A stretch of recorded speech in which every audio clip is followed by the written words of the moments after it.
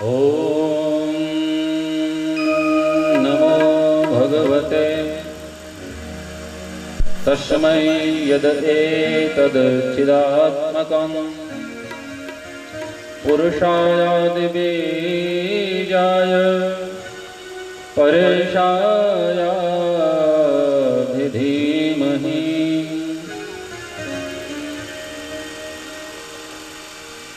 गरिमा गरुड़ की गिरा दी गरुड़ेश तूने, श्री भगवन भूल गए सारंग निशंग को। करुण पुकार एक बार ही सुना तुमने, मार कर मकर को बचा लिया मतंग को। पढ़े लिखे ना जब किए तपन किए गजराज, रही मन फूल दिखाज के बुला लिए ब्रजराज। कल सांध्यकालीन सत्र में गजेंद्र मोक्ष की बड़ी पावन सुंदर कथा आप सब लोगों ने श्रवण किया। पढ़ा लिखा नहीं बेचारा,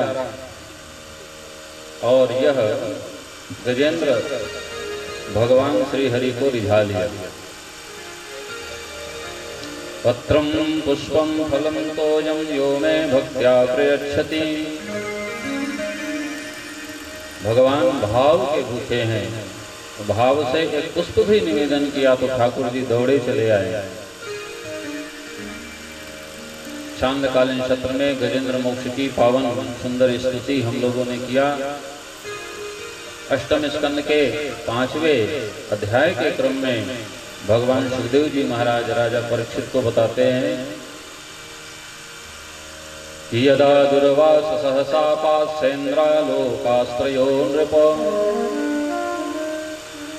नेश्रिकांक्षा भवंस्तत्र नेषुरिज्जातयः क्रियाः।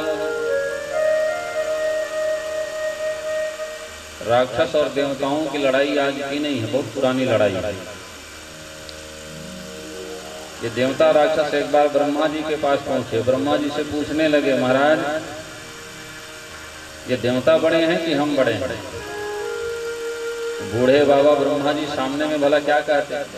यदि राक्षसों के से ये कहते कि देवता लोग बड़े हैं तो राक्षस लोग बचाते क्या? ब्रह्मा जी ने कहा ठीक, एक काम करो भाई, देखो बड़ा कौन है और छोटा कौन है इसका निर्णय तो मुझे समझ में नहीं आता। एक काम करना कहे कि आने वाले बुधवार को तुम सब ब्रह्मलोक चले आना कहे, मेरे यहाँ भोज का निमंत्रण है, तो सब चले आना। और उसी दिन जो है फैसला होगा कि देवता बड़े हैं कि राक्षस बड़े हैं। अगला बुधवार आया तो देवता राक्षस दोनों अपना अपना झुंड बना करके चले आए। ब्रह्मा जी ने 56 भोग बनवाया था, लेकिन ब्रह्मा जी ने ब्रह्मलोक में 56 भोग बांटने से पहले देवताओं के सामने राक्षसों के सामने एक शर्त रख दी कि मेरे यहाँ भोज करने का एक नियम है, कहे मैं पहले हाथ में बांस की एक लंबी लंबी खपच्ची बांध देता हूँ, उसके बाद मेरे यहाँ भोजन किया जाता है। राक्षसों ने कहा ठीक है, मंजूर है, हमें भोजन तो तैयार है ना। और फिर आपको वो वादा मालूम है कि नहीं है, हम में से बड़ा कौन है, देवता बड़े हैं कि हम बड़े हैं, ये फैसला भी आपको करना है। ब्रह्मा जी ने कहा अरे मुझे मालूम है, पहले भोजन तो निपटा लो। राक्षस लोग मन में विचार किए, भोजन में बड़ी सुगंधी थी, तो राक्षस लोग मन में विचार करते हैं कि यदि देवता पहले भोजन करने बैठ गए तो कहीं रसोई घर ही खाली ना हो जाए। तो इसलिए एक काम करते हैं, कहे हम लोग पहले भोजन करते हैं। राक्षसों ने ब्रह्मा जी से कहा हम पहले भोजन करेंगे। देवताओं ने हाथ जोड़ लिया, ठीक है भाई आप ही लोग भोजन करो पहले। और राक्षस लोग बैठे, ब्रह्मा जी ने सबके लिए बड़ा सुंदर जो है 56 भोग का आयोजन किया था, थाली लगवा दी, नाना प्रकार के अच्छे अच्छे जो है भोग पदार्थ वहां पर परोसे गए। लेकिन नियम के अनुसार ब्रह्मा जी ने कहा सब राक्षसों के हाथ में बांस की लंबी लंबी पट्टी लगा दो, लगा दिया। राक्षसों ने ब्रह्मा जी से पूछा, महाराज यही नियम देवताओं के लिए होगा कि नहीं होगा? ब्रह्मा जी ने कहा, मेरे यहाँ सबके लिए यही नियम है, कोई भेद नहीं। लंबी लंबी पट्टी बांस की बांध दी गई हाथ में। भोजन करने बैठे, 56 भोग सामने था, एक से एक सुगंधित पदार्थ है, लेकिन खाए तो खाए कैसे, हाथ मुड़ता नहीं है। कोई कोई राक्षस जो है थोड़ा सा ज्यादा बुद्धिमान थे, उसने रसो मलाई उठाया और उठा करके सीधा ऊपर लेकर अपने मुंह में निशाना लगाया ऊपर से। तो जिसका निशाना ठीक बैठ गया उसको एक आध पीस मिल गया। अब 10 निशाना लगेगा तो एक आध तो अंदर जाएगा ही जाएगा। रसगुल्ला है, मिठाई है, गुलाब जामुन जो भी है, काजू कतली, हाँ नाना प्रकार के भोग हैं वहाँ। निशाना लगा लगा करके देवताओं में से कुछ लोगों ने थोड़ा बहुत खाया। 10 बार के निशाने में एक आध निशाना जो है ठीक ठाक बैठ गया तो मिल गया। लेकिन ठीक वैसे ही जैसे जन्म जन्म के भूखे को कहीं छोटा सा एक जलेबी चखा दो तो भूख मिटती नहीं है बल्कि और बढ़ जाती है। राक्षसों की भूख और बढ़ने लगी, क्योंकि भोजन जो बना था बड़ा स्वादिष्ट था। अब रसगुल्ला है, गुलाब जामुन है, इमरती है, इसको तो निशाना लगा लगा करके कैसे भी खा लोगे। अब रबड़ी है सामने प्लेट में, उसको कैसे निशाना लगाओगे? तो कुछ राक्षस जो है वो रबड़ी का प्लेट ऊपर उठाए और वहां से धार बिल्कुल वसोधारा की तरह से अपने मुंह में डाले। लेकिन कहते हैं कि वो रबड़ाई वो निशाने में नहीं लगा। कुछ रबड़ी गाल में गिरा, कुछ नाक में गिरा, कुछ चेहरे में फैल गया, मुंह में तो ठीक से गया ही नहीं। राक्षस लोग ठीक से भरपेट भोजन नहीं कर पाए और मन ही मन ब्रह्मा जी के लिए भुनभुनाते हुए अंततः उठ गए। बारी आई देवताओं की तो राक्षसों ने कहा, अब देखते हैं इन लोग कैसे भोजन करेंगे। हमारे हाथ में तो बांस की कपच्ची बंधवा दिए थे। राक्षसों ने देखा कि देवताओं के हाथ में भी बंधवा रहे हैं। देवता लोग भी अब भोजन करने के लिए बैठे, मगर देवता लोग जब भोजन बैठे ना भोजन करने के लिए, तो देवताओं ने एक उपाय लगाया था। राक्षस लोग तो सीधे सीधे बैठ गए, देवता लोग आमने सामने बैठ गए। एक देवता के सामने दूसरे देवता, सबके सामने वही 56 भोग की थाली परोसी गई। अब बारी हुई, अब चालू हुआ भोजन। तो एक देवता जो है अपने सामने वाले देवता से कहता है, ओ भैया वरुण देव, एक काम करो, कहे मेरे पत्तल से एक लड्डू उठाओ, बढ़िया मोती चूर का, और मेरे मुंह में डाल दो।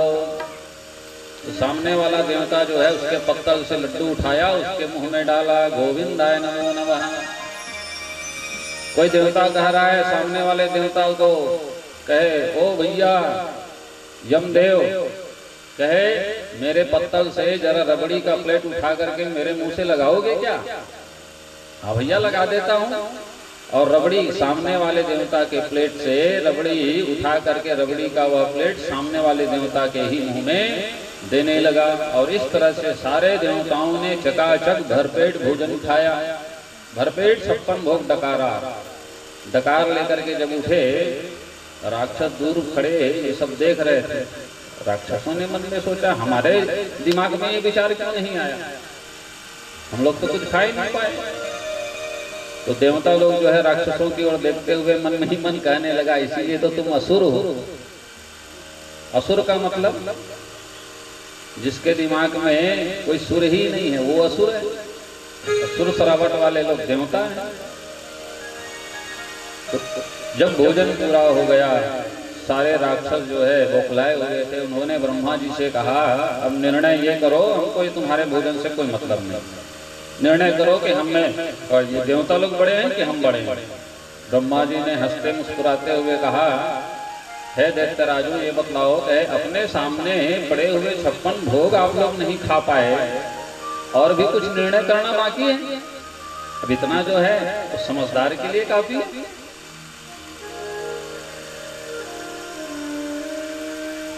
तो ये लड़ाई आज की नहीं है, वर्षों पुरानी लड़ाई है। देवता और राक्षसों में बनती नहीं है, पटती नहीं।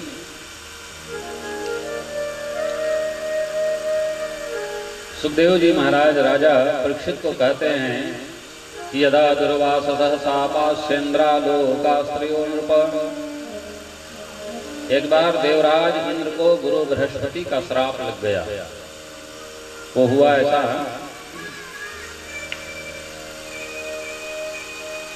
गुरु बृहस्पति ने इनको श्राप दिया देवराज इंद्र को, क्योंकि इंद्र जो है कभी कभी अपने मन में बहुत अभिमान में डूब जाता है। तो उस समय जब श्राप दिया तो उस समय तो इंद्र ने गुरु बृहस्पति के वैकल्पिक गुरु के लिए दूसरे गुरु का चयन कर लिया था, विश्वरूप का चयन कर लिया था। लेकिन कहते हैं एक बार दुर्वासा जी महाराज ने इंद्र को श्रापित किया। दुर्वासा जी महाराज आए, इंद्र का सम्मान करते हुए उनको एक पुष्पहार दिया। दुर्वासा जी महाराज जैसे ही वो पुष्पमाला दिए, इंद्र ने थोड़ी दूर जाने के बाद वो पुष्पहार अपने गले से निकाल कर अपने हाथी को पहना दिया। हाथी ने मन में विचार किया कि जो माला मेरा राजा नहीं पहनता उस माले को मैं क्यों पहनता। वो हाथी ने निकाल करके अपने पैर में कुचल डाला। दूर से दुर्वासा जी महाराज ये सब देख रहे थे, वहीं पर बड़ा क्रोधित हुए, श्राप दिया, कहे इंद्र तेरा मद बढ़ गया है, मैं तुझे श्राप देता हूं, तू श्रीहीन हो जाएगा। राक्षसों को पता चला कि इंद्र को दुर्वासा का श्राप है, तो उन्होंने स्वर्ग में आक्रमण कर दिया। इंद्र का बल तो कमजोर हो गया था दुर्वासा के श्राप से। सारे देवता हार गए और स्वर्ग में राक्षसों का आधिपत्य हो गया, राज्य हो गया। सब देवता भगवान नारायण के पास गए, महाराज अब हम क्या करें, हमें पुनः अपने राज्य की प्राप्ति करनी है, पुनः स्वर्ग पाना है, कुछ उपाय बतलाइए।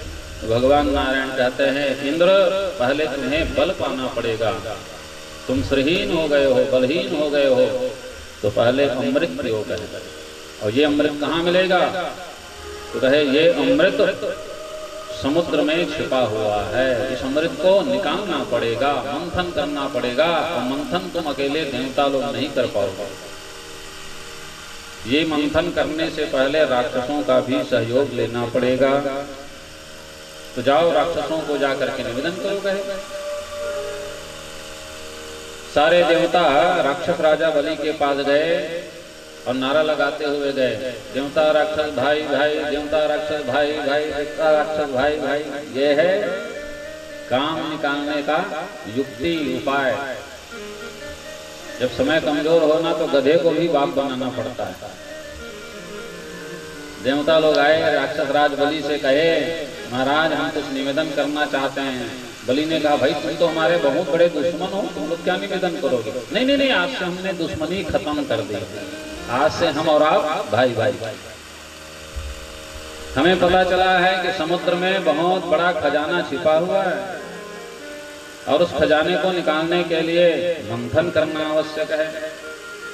तो हम दोनों मिलकर के मंथन करेंगे, देवता और राक्षस। राक्षस राजा बलि ने कहा भाई हमें क्या मिलेगा। देवताओं ने कहा, इंद्र ने कहा जो भी निकलेगा समुद्र के मंथन से सब आधा आधा बांटा जाएगा। और इस तरह से तैयारी हुई, एक और देवता दूसरी ओर राक्षस। पहले देवता लोग मुंह की ओर थे, भगवान नारायण ने पढ़ा दिया था पहले से कुछ है ना, वो दुम मत पकड़ना कहे। वासुकी नाग को रस्सी बनाया गया, मंदराचल पर्वत को मथानी बनाया गया। और सारे देवता मुंह की ओर जब खड़े हुए तो राक्षसों ने सोचा, मन में विचार किया, हो सकता है समुद्र मंथन के बाद जो अमृत मिलेगा निकलेगा वो वासुकी नाग के मुख की ओर से तो नहीं निकलेगा, इसलिए सब देवता इधर ही खड़े हुए। तो राक्षसों ने जोर से घोषणा की, कहे देखो सुनो, कहे समुद्र मंथन तो तभी होगा जब हम राक्षस लोग वासुकी नाग के मुख की ओर रहेंगे, तब मंथन होगा। देवता लोगों ने कहा ठीक है भाई, आप ही लोग मुख की ओर आ जाओ, हम लोग दुम पकड़ लेते हैं। तो राक्षस लोग बोले हाँ, हम लोग इतने गए गुजरे थोड़ी हैं जो वासुकी नाग का दुम पकड़ेंगे, हम लोग मुख की ओर रहेंगे। देवता लोग मन ही मन खुश हुए, बात बन गई।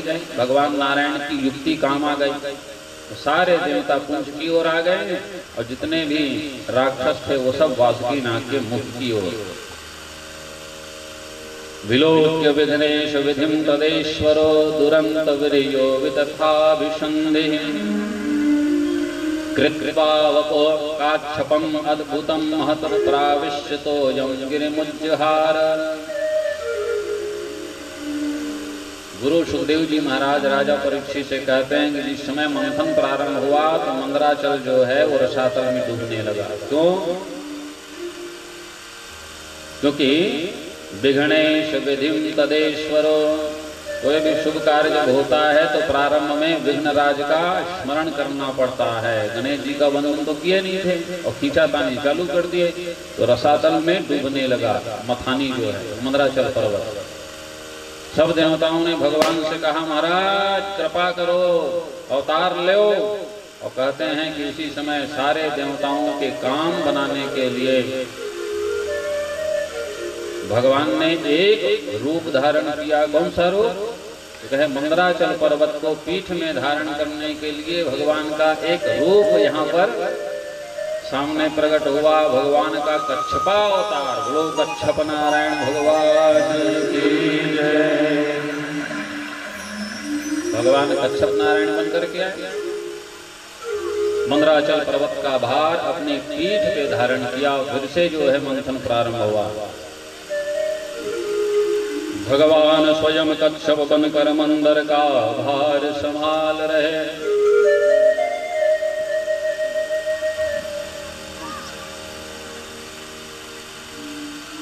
मंदराचल पर्वत को आधार बना करके फिर से समुद्र मंथन आगे बढ़ा। नाना प्रकार के रत्नों की झड़ी लग गई। श्री अम्बा वारुणी नमी शंख गजराज, श्री मणि रंभा वारुणी अमीय शंख गजराज, कल्पद्रुम शशिधेनु धना धनवंतरी विषवाज। कुल मिलाकर के 14 रत्न वहां से प्रकट हुए। रत्न तो बहुत सारे हैं, लेकिन विचार हमें जिनमें करना है वो पहला है जहर और दूसरा है अमृत। जहर निकला तो सारे देवता घबरा गए, राक्षस घबरा गए। जहर कोई नहीं पी सकता।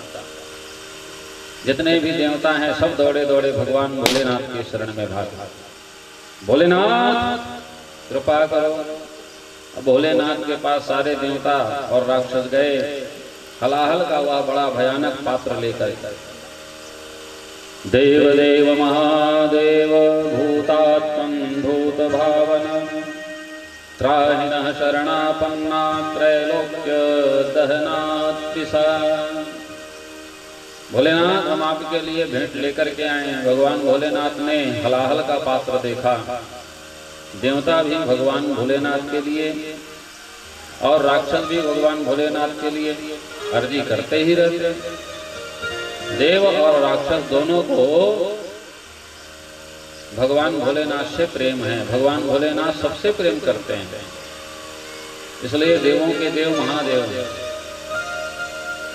नारायण के जितने भी भक्त हैं उनमें अधिकांश लोग सात्विक हैं। भगवान शिव के जो भक्त हैं, नारायण के भक्तों में कौन की किसकी संख्या है? तो कहे देवताओं की संख्या, मनुष्यों की संख्या। लेकिन भगवान महाकाल भोलेनाथ बुद्ध भावन, क्या देवता क्या मनुष्य क्या राक्षस, तीनों वर्ग भगवान भोलेनाथ की उपासना करते हैं। तो भोलेनाथ तो सबका हित ही सोचेंगे और सबका कल्याण करने के लिए भूत भावन भगवान भोलेनाथ ने वह हलाहल का पात्र लिया। एक ही घूंट के पीते ही खाली वह विष का जाम हुआ। पड़ गया कंठ नीला प्रभु का तब नीलकंठ शुभ नाम हुआ। बोलो नीलकंठ भगवान की जय। विष की वह ज्वाल बुझाने को शशि चंद्र माथ में लाते हैं। तब नीलकंठ के साथ साथ प्रभु चंद्रमौली कहलाते हैं। पहले तो भगवान का कंठ नीला पड़ा, तो भगवान ने क्या किया? जब कंठ में जहर के कारण जब दाहकता होने लगी तो भगवान शिव ने गले में सर्प लपेट लिया। वो सर्प का जो नीचे वाला भाग होता है ना, वो ठंडा होता है, ऐसा कहते हैं। हमने कभी छुआ नहीं है, आपने छू के देख लिया ना, बड़ा ठंडा होता है। तो गले में लपेट लिया भगवान। फिर भी जो है शांति नहीं मिल रही थी। यहाँ का जो आग है वो यहाँ चढ़ रहा था, तो भगवान ने चंद्रमा का आवाहन किया और चंद्रमा को अपने शीश में धारण किया, तो भगवान का नाम चंद्रमौली हो गया। पहले नीलकंठ बने, बाद में चंद्रमौली बने। भगवान शिव ने हलाहल पी लिया, जहर पी लिया। जहर पीने की का जो क्रम है, तरीका है, वो भगवान भोलेनाथ के पास ही है। कैसे पिया होगा? कहते हैं भोलेनाथ ने राम का नाम लिया और जहर पी लिया। राम के नाम में बहुत ताकत है। हलाहल जहर का पात्र सामने है, विष भरा हुआ है। विष को अधर से लगाया, ओंठ से लगाया और राम का नाम लिया। विष को इधर पिया, राम ऐसा कहा। तो कहते हैं भगवान राम का नाम लेते ही भगवान भोलेनाथ में शांति आ गया। तो विष और राम जब दोनों मिल गए तब क्या हुआ? तो कहे विश्राम। भगवान जो है भोलेनाथ विश्रांति को प्राप्त करने लगे।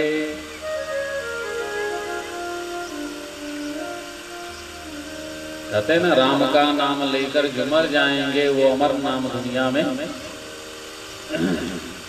तो भगवान भोलेनाथ ने जहर का पान कर लिया। मंथन फिर से आगे बढ़ा और बहुत मशक्कत के पश्चात अंततः अमृत निकला। और अमृत जैसे ही निकला तो कौन लेकर के आए? भगवान धन्वंतरी नारायण लेकर के आए। समुद्र मंथन में ये भगवान का एक और अवतार है, धन्वंतरी नारायण। बोलिए धन्वंतरी नारायण भगवान। धन्वंतरी नारायण उन्होंने अमृत का कलश लेकर के जैसे ही समुद्र के मध्य में भगवान प्रकट हुए, धन्वंतरी नारायण सारे देवता अमृत का कलश छीन करके भागने लगे। सारे राक्षस लोग अमृत का कलश छीन करके भागे, तो पीछे पीछे और भी राक्षस थे, वो भी भागने लगे। और भागते भागते इतना भागे, कहते हैं कि यह अमृत पूरे भारतवर्ष में जगह जगह छलकने लगा। कहाँ कहाँ छलका? तो कहे हरिद्वार में कुछ बूंद छलका, कुछ बूंद नासिक में छलका, कुछ बूंद प्रयागराज में, और थोड़ा बहुत बूंद जो है वो उज्जैन के क्षेत्र में छलक गया। इसलिए भारत के इन 4 स्थानों में महाकुंभ का उत्सव, महान उत्सव होता है। अहम पूर्व न त्वं न त्वमिति प्रभो। सारे राक्षस कहने लगे हम पहले पिएंगे, हम पहले पिएंगे। और देवता लोग इधर भगवान से प्रार्थना कर रहे थे, महाराज ये अमृत तो निकला था हमारे लिए, लेकिन देवता ये सारे राक्षस लोग अमृत में झपट्टा मार पड़े, अब क्या करें? तो भगवान नारायण से प्रार्थना करें। और भगवान नारायण ने देवताओं के काज साधने के लिए, हित साधने के लिए यहाँ पर बड़ा सुंदर एक अवतार धारण किया। ये पूरे 24 अवतारों में सबसे सुंदर और माधुर्य अवतार है। बाहुबीर्यं बलम राज्ञाम। राजाओं का बल क्या है? बाहुबल। ब्राह्मणो विद ब्राह्मणो बलि। ब्राह्मण का बल बुद्धि। क्यों हेमंत बाबू? पर कहते हैं रूप यौवन माधुर्य स्त्री बल उत्तमम। नारियों का बल, स्त्रियों का बल कहते हैं रूप यौवन माधुर्य। भगवान नारायण ने जो यहाँ पर अवतार लिया, इन्हीं तीनों का मिश्रित रूप है, रूप यौवन माधुर्य। मोहिनी बन करके भगवान प्रकट हुए। जैसे ही मोहिनी भगवान को देखा, सारे राक्षसों ने जहाँ पर थे वहीं पर खड़े के खड़े रह गए। जादू भरी तेरी आंखें जिधर गई, जादू भरी तेरी आंखें जिधर गई, जादू भरी तेरी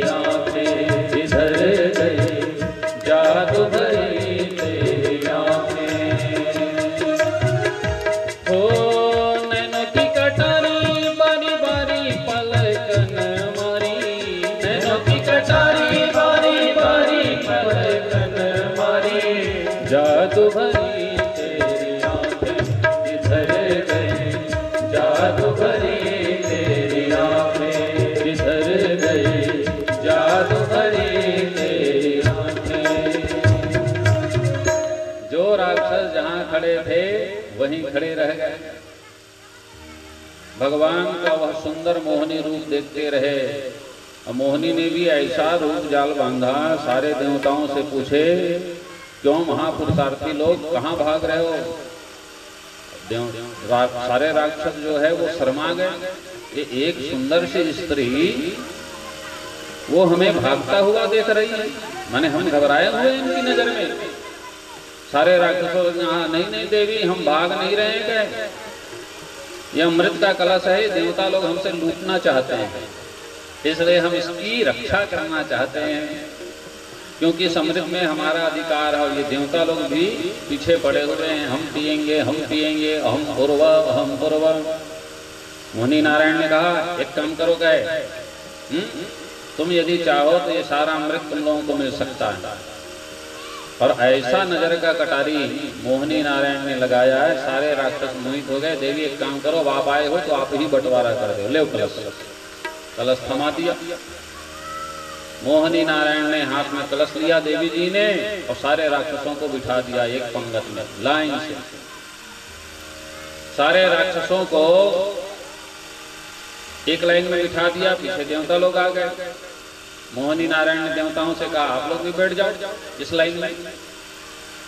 एक राक्षस थोड़ा सा बुद्धिमान था, आकर के मोहिनी नारायण से कहने लगा, महाराज ओ देवी जी, कहे ये अमृत हमें पीना है, आप देवताओं को बिठा रहे। तो भगवान देवी मोहिनी ने मुस्कुराते हुए कहा, जो भगवान नारायण हैं मोहिनी रूप में जो आए हुए हैं, उन्होंने मुस्कुराते हुए कहा, सुनो, कहे ये अमृत का कलश समुद्र में न जाने कितने हजार वर्षों से छिपा हुआ है। अब कलश में बहुत दिनों तक कलश एक जगह रखा हुआ है, तो इसके भी ऊपर जो पतला पतला जो पानी है ना, वेस्टेज माल, ये ऊपर में असली गाढ़ा गाढ़ा जो अमृत है वो इसके कलश के नीचे में जमा हुआ है। चिंता मत करो, कि देवताओं को मैं पतला पतला पानी पिला देता हूँ, और उसके बाद जो असली माल है वो सब राक्षसों को धीरे धीरे करके उनको भी पिलाया जाएगा। और इधर देवताओं की ओर से फिर चालू किया, क्योंकि राक्षस जो है राजी हो गए, बिल्कुल बहुत अच्छा विचार है। तो सारे देवता अमृत पी रहे थे। एक राक्षस मन में विचार किया कि असली गाढ़ा गाढ़ा जो अमृत है वो तो बाद में पिएंगे ही, लेकिन कभी कभी दाल का पानी भी बड़ा टेस्टी लगता है, चलो पतला पतला वाला अमृत भी पी लेते हैं। वो राक्षस आ करके सूर्य चंद्रमा के बीच में बैठ गया, थोड़ा सा अमृत का बूंद उसने भी चख लिया। जैसे ही सूर्य चंद्र को पता चला, भगवान को कहा, महाराज ये विरोधी पार्टी का आदमी है। भगवान ने क्या किया, सुदर्शन चक्र धारण कर लिया। मोहिनी से भगवान पुनः चतुर्भुजी नारायण बन गए, और छेदन करते हुए चक्र से उस राक्षस का गला काट दिया। वो सच्चिदानंद भगवान गला कटा, तो राक्षस जो है मरा नहीं। क्यों? क्योंकि अमृत का कुछ घूंट भीतर चला गया था, नहीं मरा। इस तरह से सारे देवताओं को भगवान ने अमृत पिलाया और राक्षसों को अमृत से वंचित कर दिया। जो राक्षस का गला कटा था ना, उसमें से शीश वाला भाग राहु बना और धड़ वाला भाग केतु बना। लेकिन चूंकि अमृत पी लिया था, इसलिए देवताओं के समान पूजे जाने लगे, तो नवग्रह में इनको स्थान मिल गए।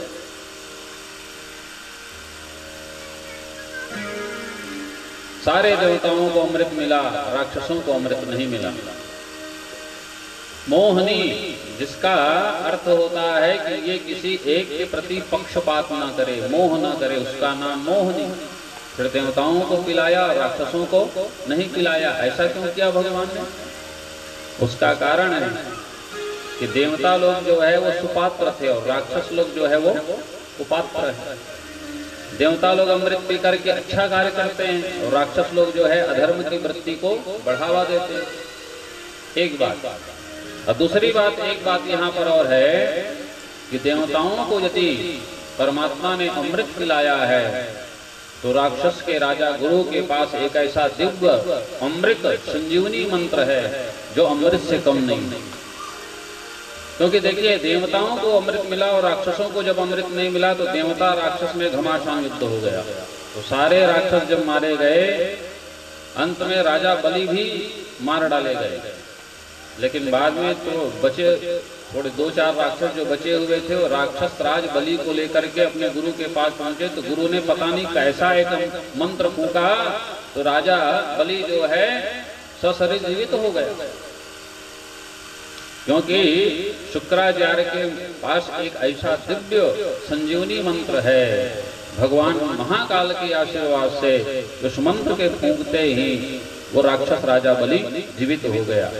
इस मंत्र को कहते हैं अमृत संजीवनी मंत्र, अमृत संजीवनी विद्या, जो केवल और केवल शुक्राचार्य के पास है।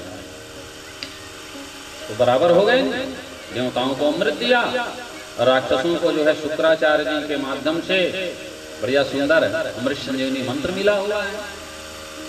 तो भगवान जो है किसी एक के प्रति भेदभाव नहीं करते, पात्रता के अनुसार भगवान जो है सबका बंटवारा करते हैं। देवताओं को अमृत मिला, राक्षसों को अमृत नहीं मिला, और इस युद्ध में पराजित राक्षस राजा बलि बड़े मायूस हुए। देवताओं ने फिर से अपने स्वर्ग में आधिपत्य कर लिया, फिर से स्वर्ग में देवताओं का राज हुआ। इधर कहते हैं कि शुक्राचार्य ने राक्षस राज बलि से कहा, दैत्यराज, यदि तुम्हें हमेशा के लिए इंद्र बनना है तो एक काम करो, कहे तुम 100 यज्ञ करो। गुरु शुक्राचार्य ने संकल्प करवाया और कहते हैं कि नर्मदा नदी के तट पर भृगु जी महाराज के जहां आश्रम है, वहां पर शुक्राचार्य जी महाराज ने राजा बलि के माध्यम से 99 यज्ञ पूरे कर लिए। एक यज्ञ और बाकी है, यदि ये 100वां यज्ञ पूरा हो जाएगा तो राक्षस राज बलि हमेशा हमेशा के लिए स्वर्ग के अधिकारी बन जाएंगे। स्वर्ग के जितने भी देवता हैं वो घबराने लगे। सारे देवता अपनी माँ अदिति से कहे, माँ पिताजी से निवेदन करके कुछ ऐसा करो कि हमारा स्वर्ग, हमारा राज्य हमसे न छिन जाए। जो कुर्सी में बैठे रहते हैं उनको हमेशा अपनी कुर्सी का भय रहता है,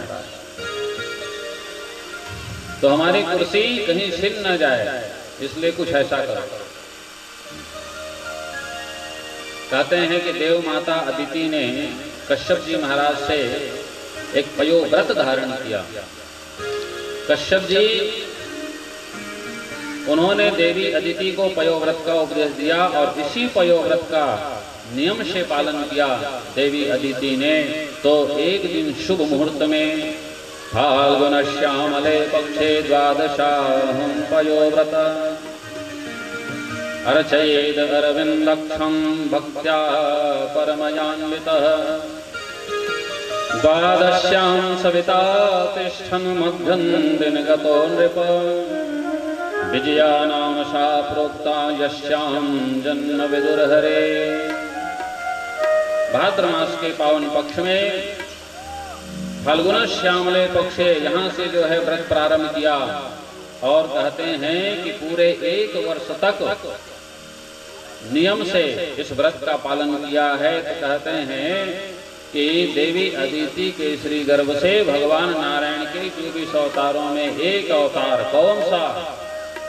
भगवान वामन जी महाराज का प्राकट्य हुआ। बोलो वामन भगवान की जय, सत्य सनातन धर्म की जय। सबने वामन को भेंट दिया है। बृहस्पतिर ब्रह्मसूत्रम मेखलाम कश्यपो ददात। बृहस्पति जी ने ब्रह्मसूत्र दिया, मेखलाम कश्यपो ददात। कश्यप जी महाराज ने वामन जी के लिए मेखला दिया। भूमिर्दंडम, भूमि ने दंड प्रदान किया। सोमो वनस्पति, चंद्रमा ने वनस्पति प्रदान किया। कौपिनक्षादनम माता द्यौस छत्रम जगतपते। माँ अदिति ने कौपिन दिया। माँ ने कौपिन दिया क्योंकि नंग धड़ंग पैदा हुआ था बालक, तो माताओं को जो है चिंता होती है अपने बालक की, लज्जा की, तो कौपिन माता ने प्रदान किया। द्यौस छत्रम जगतपते, द्यौ नाम के वसुओं ने वामन जी महाराज के लिए छत्र प्रदान किया।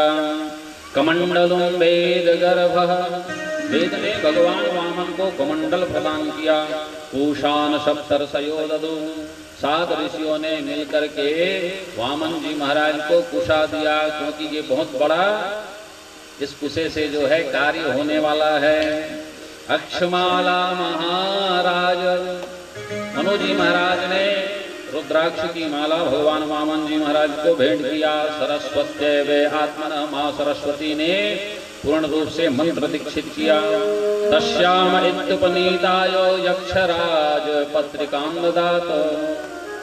कहते हैं कि यक्षराज कुबेर ने, सबने कुछ न कुछ दिया, और पूरे संसार में 2 धन सम्राट का मालिक है ना कुबेर जी महाराज। कुबेर ने क्या दिया? एक भिक्षा का पात्र दे दिया। किसको? वामन जी महाराज को। अब बताइए, आदमी जब कहीं पर जाता है तो अपनी हैसियत के अनुसार से कुछ न कुछ बढ़ चढ़ के देता है। अब सब लोगों ने, किसी ने छतरी दिया, किसी ने रुद्राक्ष की माला दी, किसी ने और कुछ दिया, किसी ने और कुछ दिया, किसी ने कपड़े दिए, किसी ने बढ़िया सुंदर भगवान को अच्छा अच्छा भेंट दिया। लेकिन ये कुबेर ने, इन्होंने क्या दिया? तो कहे भिक्षा का पात्र थमा दिया, कटोरा दे गया। यदि कोई धनपति कुबेर जैसा तो अच्छा लगेगा क्या? सामने देवी भगवती अम्बा जगदम्बा प्रकट हो गई, कटोरा दे रहा है, वो भी खाली कटोरा। तुरंत उस कटोरे को जो है भगवती देवी जगदम्बा ने भर दिया। भिक्षाम भगवती साक्षात उमा अंबिका सती। भुलवावन भगवान की जय। सत्य सनातन धर्म की जय।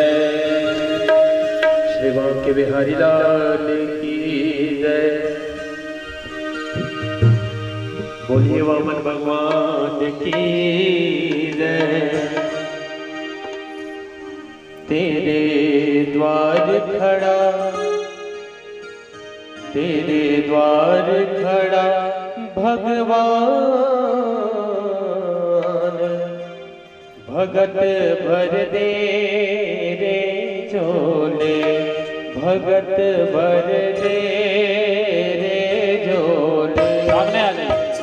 तेरे द्वार खड़ा भगवान, भगत भर दे रे झोले, भगत भर दे रे झोले, भगत भर दे रे झोले, भगत भर दे रे झोले।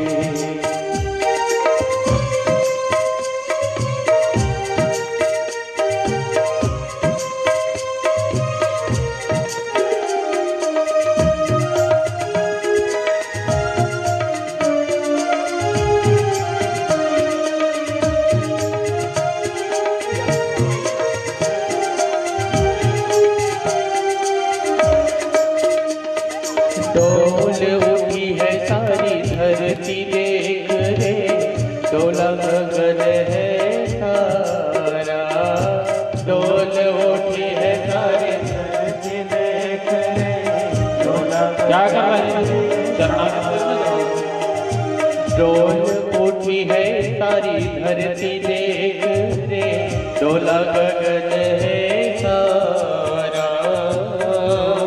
उठी है सारी धरती देख रे, डोला गगन है सारा। भीख मांगने आया तेरे दर पे, जगत का पालनहार, जगत पालनहारा। मैं आज तेरा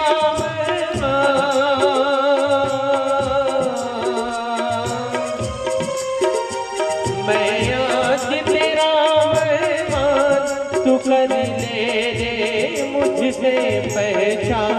भगत भर दे रे झोले, भगत भर दे रे झोले। तेरे द्वार खड़ा भगवान, भगत भर दे रे झोले, भगत भर दे रे झोले।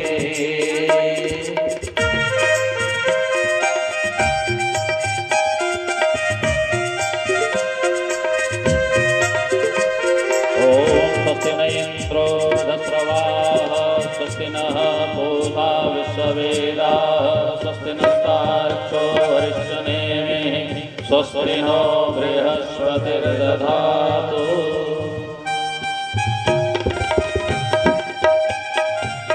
भिक्षादेव भिक्षादेव भिक्षां देहि भिक्षां देहि।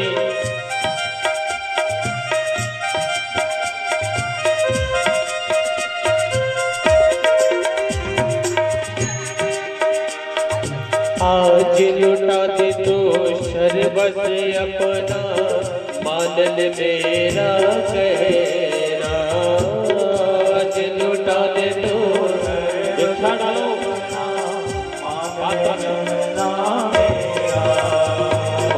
आज लुटा दे तू शरबत अपना मानल मेरा कहना। आज लुटा दे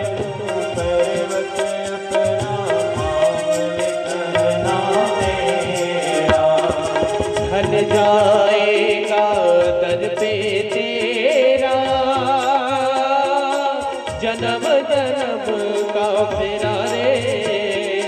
जन्म का फेरा तो मैं आज तेरा मेहमान तू कर ले रे मुझसे पहचान। भगत भर दे रे झोले भगत भर दे रे झोले। तेरे द्वार खड़ा भगवान भगत भर दे रे झोले भगत भर दे रे झोले भगत भर दे रे झोले भगत भर दे रे झोले भगत भर दे रे झोले भगत भर दे रे झोले। श्री कृष्ण गोविंद हरे मुरारे हे नाथ नारायण वासुदेव। श्री कृष्ण गोविंद हरे मुरारे हे नाथ नारायण वासुदेव। गोविंद हरे मुरारे हे नाथ नारायण वासुदेव। श्री कृष्ण गोविंद हरे मुरारे हे नाथ नारायण वासुदेव।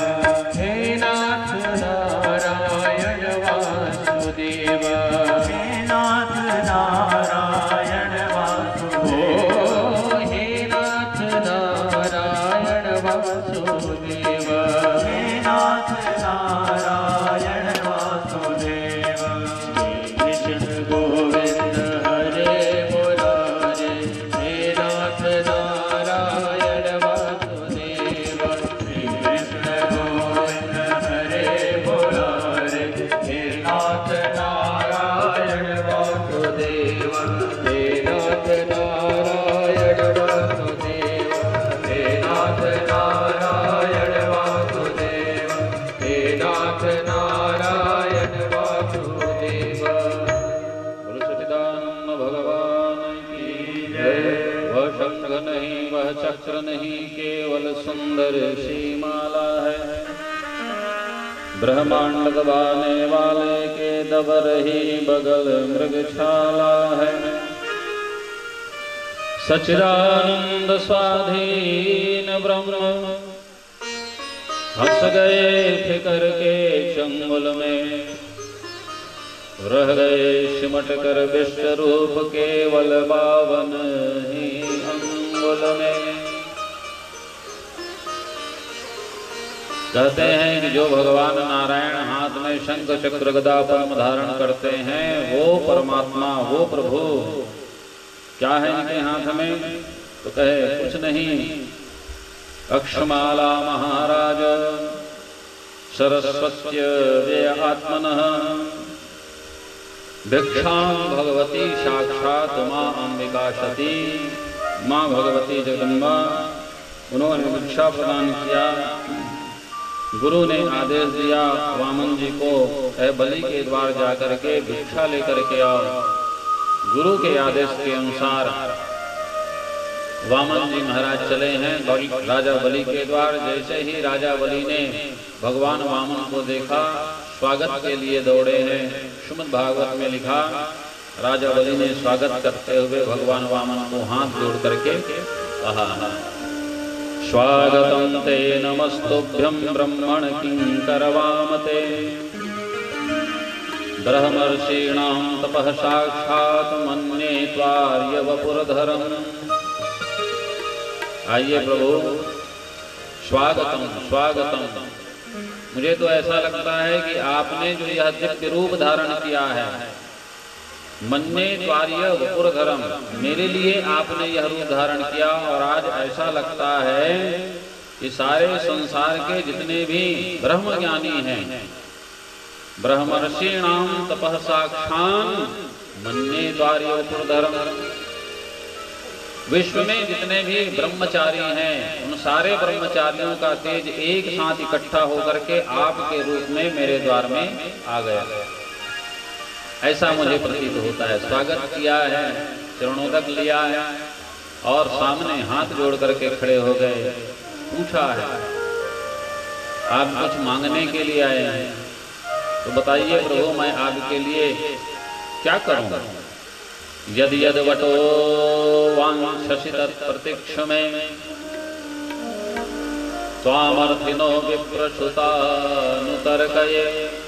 महाराज क्या दूं आपको? गायें दे दूं, गाम कांचनम गुणवद्धाम मृष्टम।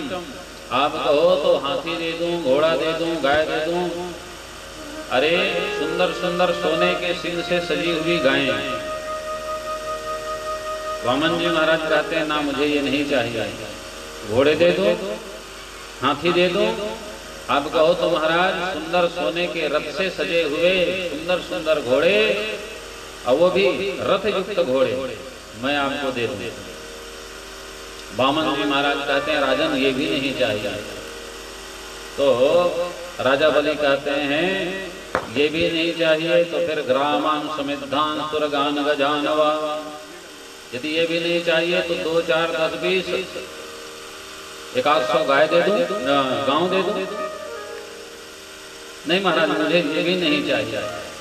तो महाराज आपकी शादी करवा दूं।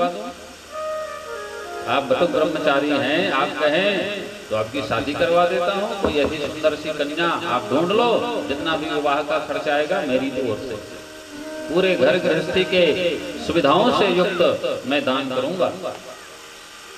राजा बलि के कहने पर भगवान कहते हैं, मुझे ये भी नहीं चाहिए। तो फिर क्या चाहिए? वामन बोले, चाहिए नहीं है राजन तेरी धन दौलत भूमि रकम, यदि दे सकता है राजन दो, दे पृथ्वी केवल 3 कदम।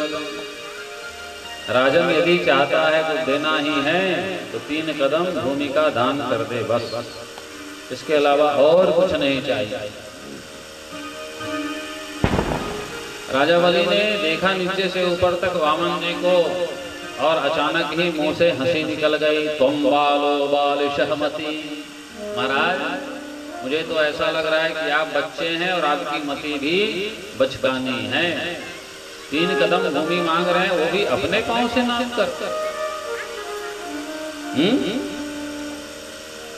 वामन जी महाराज ने कहा, राजन मुझे तो यही चाहिए। वो भी कैसे? अपने पांव से नाप करके लूंगा। देना है जल्दी करो। गए तस्मात् तप्तो महीमी सद्वणे हम वरदर्शभात, पदानि त्रीणि दैत्येन्द्र सम्मितानि पदाम। 3 पाँव लूंगा, वो भी अपने पाँव से नाप करके। और फिर हम तो ब्रह्मचारी हैं महाराज, ब्रह्मचारी लोगों को कैसा लोभ, कैसा लालच है। हम तो रमते राम हैं, आज यहाँ कल वहाँ, हमको ज्यादा की इच्छा नहीं है। बस अपने संध्या करने के लिए कहीं पर 3 कदम भूमि में मिल जाए तो वहीं पर बैठ करके भगवान का भजन करेंगे। जल्दी करो। राजा बलि ने कहा, महाराज आप किसके द्वार में आए हैं, पहले ये तो सोचिए। मेरे पूर्वजों की कितनी हंसी होगी यदि मैं आपको कुछ नहीं दे पाऊंगा। मेरे पूर्वजों का बड़ा नाम है, गुरुचंद जी महाराज प्रहलाद जी महाराज, ओ हो, मैं इनके वंश का हूं और यदि आपको मैं उचित दान नहीं दे पाऊंगा तो मेरे पूर्वज बाद में मुझे गाली देंगे। तो महाराज कुछ ऐसा मांगिए जिससे लोगों को भी लगे कि मैंने कुछ दिया आपको। वामन जी बोले, राजा संसार की ये रीत है, दीन कहे धनवंत सुखी, कितना भी मिल जाए, है ना, धन से कोई सुखी होता नहीं। दीन कहे धनवंत सुखी, धनवंत कहे सुख भूप को भारी, भूप कहे कि है इंद्र सुखी और इंद्र कहे कि है शंभु सुखारी। शंभु कहे कि विरंचि सुखी, विरंचि कहे श्री विश्व सुखारी। पर राघव दास विचार कहे, बिन राम भजे दुख ही दुख भारी। और हम तो महाराज रंगते राम हैं, हमको सांसारिक धन की अपेक्षा क्या है? संतों का धन क्या है वो तो आप जानते हैं। कौन सा धन है संतों का? संतों का धन राधे नाम का धन, कृष्ण नाम का धन। हमारो धन राधा श्री राधा श्री राधा, परम धन राधा श्री राधा श्री राधा। हमारो धन राधा श्री राधा श्री राधा, परम धन राधा श्री राधा श्री राधा। राधा श्री राधा श्री राधा, धन राधा श्री राधा श्री राधा, परम धन राधा श्री राधा श्री राधा, परम धन राधा श्री राधा श्री राधा।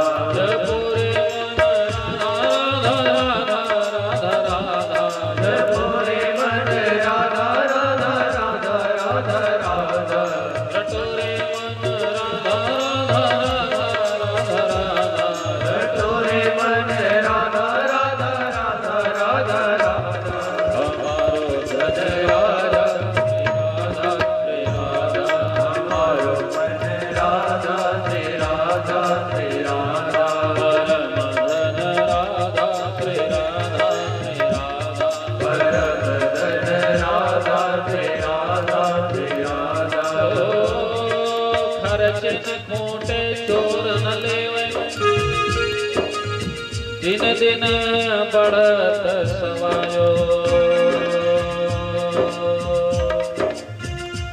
पायो जी मैंने राम रतन धन पायो, राम रतन धन पायो पायो पायो, राम रतन धन पायो पायो पायो पायो, पायो जी मैंने राम रतन धन पायो, पायो जी मैंने राम रतन धन पायो, पायो जी मैंने राम रतन धन पायो, पायो जी मैंने राम रतन धन पायो। वस्तु अमोलक तुम्हारे सतगुरु, कृपा कर अपनायो।